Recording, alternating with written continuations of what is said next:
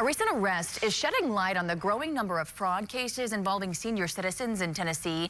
Just this week, a court convicted a Clarksville man of stealing nearly $60,000. Yeah, and to make matters worse here, it was from his blind uncle. Our Marius Payton has a breakdown of what happened. A lifelong friend of the 78-year-old victim helped him discover that his 51-year-old nephew used his position as power of attorney to steal tens of thousands of dollars from the victim's IRA. It's part of a growing trend of crimes against elderly people in the volunteer state.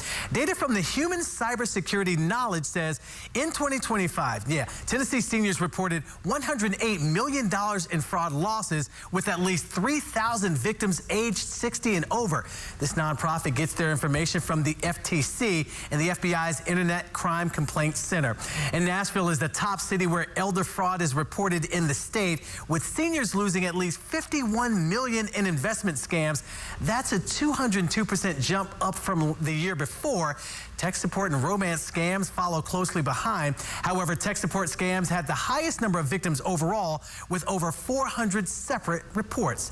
The National Council on Aging says some of the things you can do to protect yourself include being cautious of unexpected calls, emails, and texts.